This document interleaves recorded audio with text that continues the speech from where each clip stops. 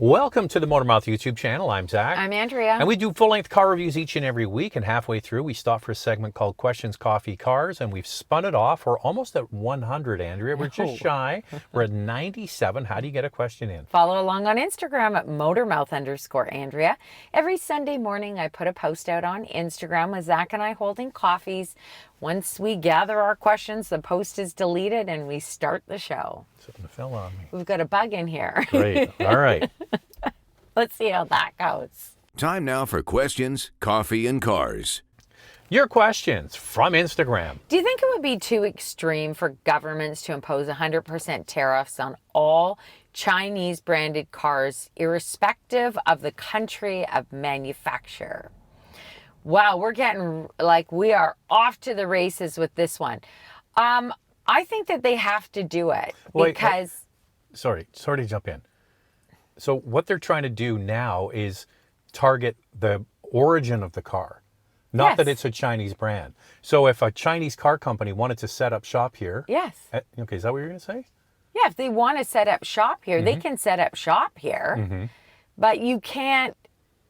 For you to be able to sell the vehicle here, it has to be made here. The battery has to be produced here. So if you're not going to do that and you're going to allow a Chinese company to come in here and reduce the prices against all of the North American brands, then I don't know how that would work. Yeah. I don't know what the solution is for it. All right. So you have Chinese cars made in China, and they have tariffs at 100% so to stop them from coming into the United States. So what you can do to circumvent that is go through with the new North American Free Trade Agreement, Canada, United States, Mexico. And what that allows is if the batteries are made or major components of the car are all done in that zone, then it's exempt from the tariff.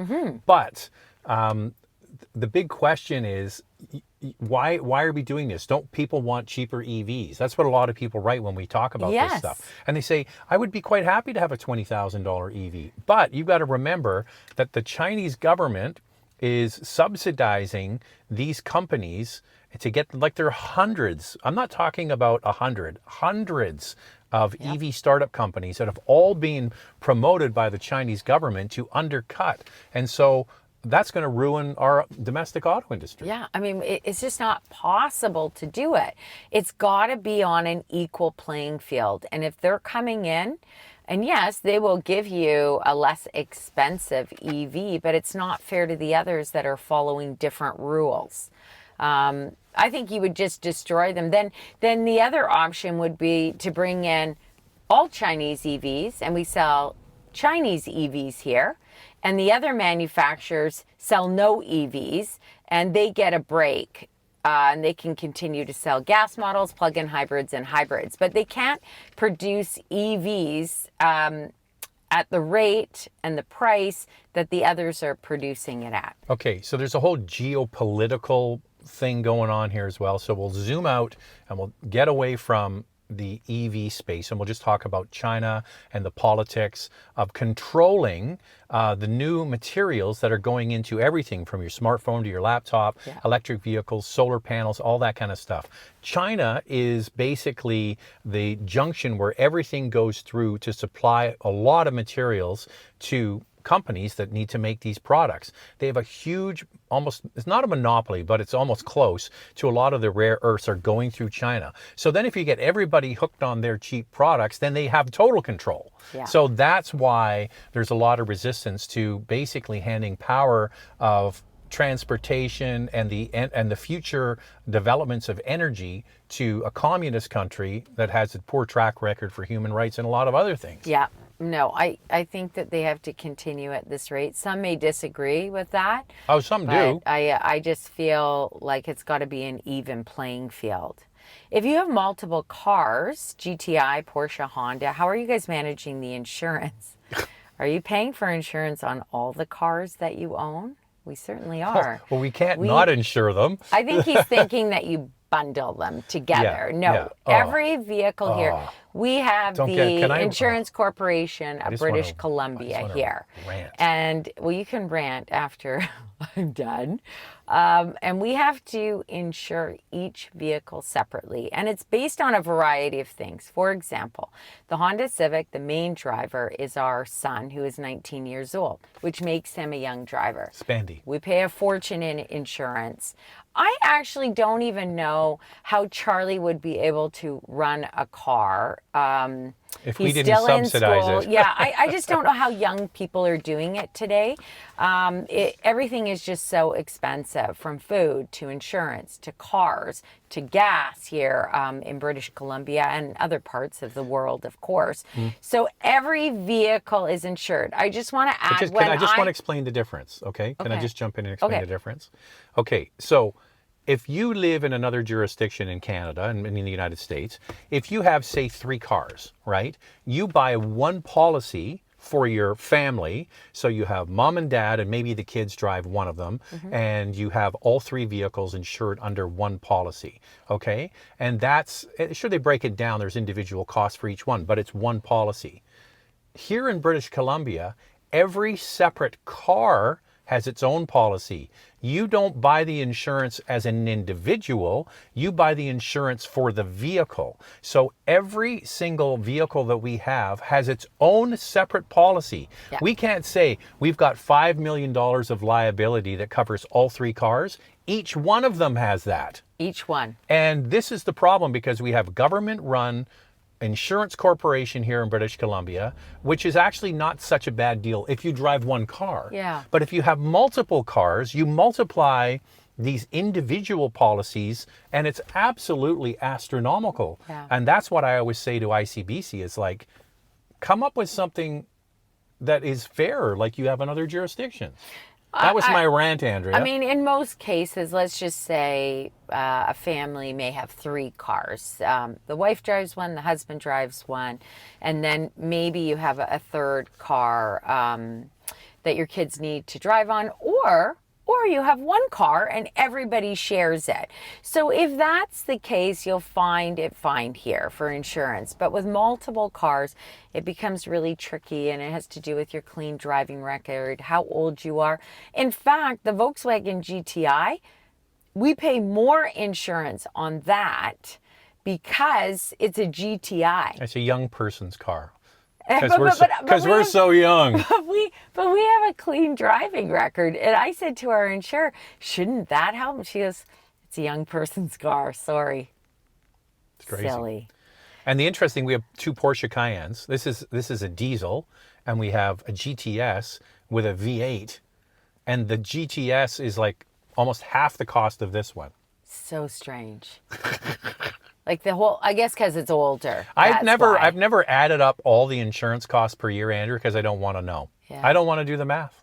I don't want to add it all up, and they all come up at different times through the year. So every is a little bite. I get to take a bite. I pay for that one, and then the next one comes That up, is and then how we do and then I it. take another bite, and I pay for that one. Yeah. But they all don't come up at the same time, or else it'd be like, this is crazy. Yeah, you get really stressed about it. Yeah, forget it. So we don't Can't live that way. worry about it. But it was interesting because you know, one of us was the main driver on the Honda Civic when we first got it, because the boys were just learning to drive, and so they were secondary. And now, because Charlie needs the car for work all the time, he's the primary. So if you add Jack on that as a secondary new driver, the insurance goes up again, and it's already high. Okay, so to have a 19-year-old driving a Honda Civic, not that fast, not that sexy, and it's a 2017 in Canada, here in British Columbia, it's $3,600 a year. That's a lot of money. So you've got a young person having to pay for that. We remind them of that all the time. We do. We say, oh, wait, no, what's that? Oh, you actually have to go and buy something for yourself. Just remember you've got a car. Yeah. Insured. Insured, an insured car. I'd love pros and cons on Honda versus Subaru. I'm looking at either the HRV versus the Crosstrek, or the CRV versus the Forester. Thanks. Love your show. Great info. Thank you. Well, Do you want to start? You well, start. the HRV is basic in comparison to what you can get in a Crosstrek. You can't even get a power driver's seat. in Canada. In the United States, you can on an HRV, but in Canada, you can't. And you can in the Subaru. The Subaru, in our opinion, is kind of like the one to beat as overall kind of subcompact SUV. It's got extra ground clearance. It's got a all-wheel drive system that really benefits where we live in Canada. And it's got a more powerful available engine, a 2.5 versus just the regular 2-liter in the HRV. Yeah, but the HRV is bigger. The HRV will provide more space for a family. I mean, even that second row is a pretty good size for the subcompact class. But it's a bit of a dog when you're, for speed. You know, it doesn't have a ton of power. And one of the reasons why is because it is so big. So when you're on the highway, pack a lunch because it doesn't have a lot of passing power. But in the city, Phone it's ahead. quite good. I'm going for a pass. Yeah, you're going for a pass. I like the Crosstrek myself, but I can see the appeal of the HRV for space for sure. Okay. Both have good all-wheel drive systems, but I'm actually going to give Subaru the win on that. And plus, they've got the big screen, and Honda has a smaller screen. Okay, let's move to Forester CRV. And Forester's all new. It just came out, and the drivetrain and a lot of components are carried forward. The CRV is a few years old, but the CRV is a compelling package. I always call it the Swiss Army knife. It does everything well. Does it excel at anything? Not much, but you know what? It does a good job. You know what I like is the CRV hybrid. I get the appeal of that. That's the one I would get. Yeah, it gets up there in price. I mean, it starts at $48,000, that hybrid, and goes up to, I think, 52, 53 in Canada. Too much. Pricey, but I prefer that over the gas model. But Zach's right. It does everything pretty good, but it doesn't excel at anything particularly well. Let's say that. I find it a little bit slow too. Yeah, it's roomy. Like it's got a lot of room in the back seat, big cargo area. Yeah. And Honda does great design for their interiors. I'm not talking about the way it looks, just functionality. But Subaru does a great job at that stuff too. They do. A lot of people don't like that larger screen in the Subaru, the 11.6-inch touch screen. I don't know. They hate it. So you may find that the simplicity of the CRV interior is quite good.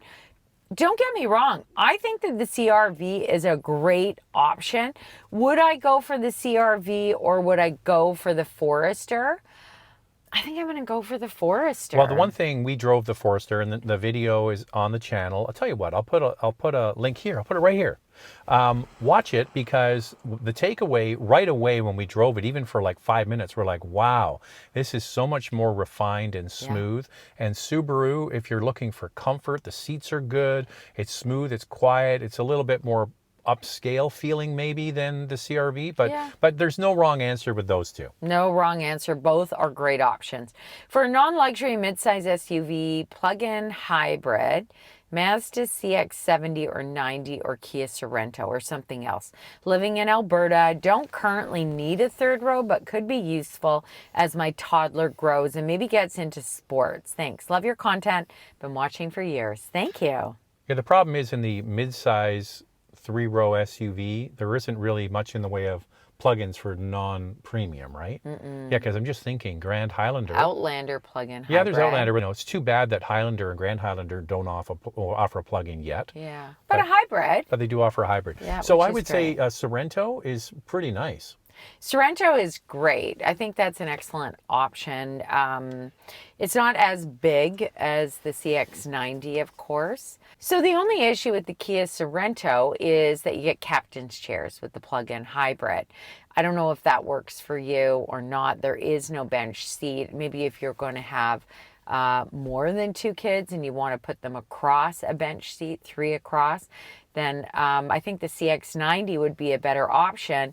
But as you get to the higher trims on the CX-90, it's also captain's chairs. So Hyundai, Kia have been at it a little longer with the plug-in technology. Mazda is a newbie to this space, and I think that they have better results with the plug-in versus the gas with that new platform, but I would still give the edge to the Koreans. Yeah, to the Sorento, been around for a while. So yeah, try the CX-90 plug-in hybrid, see if you like it. Same with the CX-70, sounds like you don't need the third row. And then try the Sorento. I always say to viewers, drive them. You will know right away which one you want and which one you don't want. Touché. Hi from Puerto Rico. What car would each of you buy if money wasn't a limitation? Well, this is you can tell me what's mine, Andrea. You would get the 911 GT. 3 Touring. Touring. It's got to be the Touring. That's what he would get. The 911 GT3 Touring. That's my jam. That's what I would get. He loves that without the wing. Oh, and I'll do back. Andrea's. Ready? It's the 911 Targa GTS. You got it.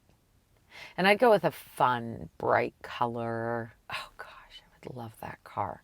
That's So what it I would- would get. You know what? It's just so hard to decide, Andrea. We'll have to have one of each. Now, how much would the insurance be on that? Fortune. Plus, we also have to pay a luxury tax on all that Oh, too, yeah. federal and provincially. How fun is that? Yes. If you're successful in Canada, It's a they lot. penalize you for being successful. They do. Not loving my new X3 lease. 2 years left. Oh, some tech is finicky. Wireless charger, comfort access. I'm used to Audi, and the BMW ride feels rough and tumble. How big of a financial loss if I return the car at the end of 2 years? I put down a sizable down payment with the intent to purchase it after. Oops. Okay, so one of the problems with down payments on leases is that the down payment goes to the person who has the lease. Yep. Okay, so you can assign a lease to somebody else. In Canada, I'm not sure where you live, there's a company called Lease Busters, and what they do is, and it might be there's something similar in the United States, I just don't know about it, where you put your car up, say this car, you say it's got 24 months left in the lease, and take it off my hands. It's $700 a month. You're going to love this X3. Away you go. Now that's fine, but the contract then goes to Andrea. I'm assigning the lease to Andrea. That piece of paper, that deposit goes back to the person that has that piece of paper. That would be Andrea. I Yeah. put the 10 grand down. She gets the 10 grand. So what you can do is negotiate with the lease takeover person. But you can get out of a lease if you want. You can get out of a lease. Look, I think if you were going from a BMW to another BMW, I believe that BMW will probably work with you because they are looking for used vehicles. It may be the same if you're going back to Audi, and Audi might look at it, but I don't know. That's a tough one. Frankly, I would ride out the lease as long as you can. Okay, the other thing is you can call up BMW Financial Services and say, hey, I've got a 1 or 2 year old BMW X3, and they'll go, give us the information on the car. Okay, the buyout of the car, which means the lease and the remainder, let's just say it's 40 grand. Yeah. Okay, you just write them a check for $40,000, and if you don't have the money, you're going to use a line of credit. So now you own the car. The lease company doesn't own it. You now own it. And then you can take that and trade it in at the Audi store and get a Q5 if that's what you want. Better idea. And so what you're doing is you're just using that money for a short period of time. And sometimes the dealer, if you go to Audi and you tell them the story, they might actually buy the car out from BMW, and then they can sell it. And if there might be a penalty in there of like $3,000, $4,000, $5,000, you have to decide whether you're going to eat that. And this is not a good thing to do, but car companies and dealers will do this. They'll say, okay, the difference between what we're willing to pay for your X3 and what it's worth is $5 grand. We'll roll that $5,000 difference into the payment of your new car. Do not do that. You're always going to be upside down in payments. Always. Meaning the car is going to be worth way less than you owe. And the other thing is, I just don't recommend putting a sizable down payment on a vehicle. It's not a good idea. Well, I if know you it buy brings down your payments each month, which is why a lot of people will do it. But in your situation, if you want to get out of your lease and you've put this sizable down payment, I just don't think it's great. I think for purchasing a car, it's fine, but leasing a car because of that problem is the person who has the lease actually gets the money back. Yeah. So we're always in the opinion that if you're going to lease a car, zero money down, that way you have flexibility. But that's the situation you're in. I would go to the Audi store if you want another Audi, see what the dealer can do for you, but don't sign anything if it sounds outrageously expensive. No, and if it is outrageously expensive, just suck it up, keep the vehicle until the lease is up. 2 years goes by pretty quickly. It does, and I understand that you don't like it, but I just think don't just take a loss. I mean, that's your money. It's just such a waste. Andrea, I just want to come back to one thing. Every time we drive an Audi, we always talk about how smooth and refined and light the steering is, and it's this kind of removed feel. And I always say, but that's what people like. Yeah. So now you've got somebody who's gone to get a BMW. It's a little more of this. You got a heavier steering, maybe a little more choppy suspension. This person doesn't like it. He doesn't like it. But then I have to say, but if you were in an Audi and then you had the BMW X3, did you kind of see the difference? Or did you maybe initially didn't? Or is it more because it has issues, finicky things? Also, one thing you could do is you could go back and get a smaller wheel and tire for the car. So say you're running on, I'll just pick a number, 20-inch wheels. You could go and get an 18-inch wheel, and that will make the suspension smoother. Just the tires alone will make a big difference. Might help, yeah. And I don't know if the X3, you got the sport package or, you know, that can make a difference too.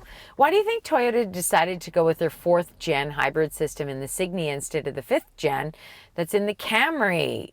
Isn't their Crown lineup supposed to be their top tier cars? Oh, Andrea, what did you do? Yeah, so we couldn't answer this. So we reached out to Toyota, to the PR team, and he wrote back right away, and he said, you know, each powertrain that's offered, you know, depends on the vehicle. And they felt that the 4th generation hybrid system was better for the Signia. It's the same one that's in the Sienna minivan, as well as the Highlander. It offers more power, 240 horsepower, has a more powerful rear electric motor. And they just felt the 4th generation was better for the Signia, 5th for the Camry. So we drove the Signia back to back with the brand new Camry. We're on at a big event in California. We got to drive all the new cars. There was way too many in 3 days. Anyway, we drove the new Camry, which we were blown away by. I think this thing's going to be an absolute smash and will continue to dominate the mid-size car space. Sure. But Beautiful. the Signia was a revelation. We were absolutely enamored with that too. So if you put a gun to my head and told me which one do you have to pick, I'd say Signia. Me too. Yeah. I don't care it's the 4th generation. Who I cares? also think if they're moving to the 5th generation eventually on their new models, they're probably going to have to tune it differently to offer more power possibly than the Camry, just by this reaction that we got from the PR team. Okay, just quickly one more because we're running out of time. Okay, but this is going to be so fast. Let me just do it. Quick question. What is it? Quick question. You two are awesome. Thank you. Do you know when we will see a review of the new Mercedes GLC43 AMG? I haven't seen any on the road yet, but I think they are finally available. Reached out to Mercedes-Benz PR team.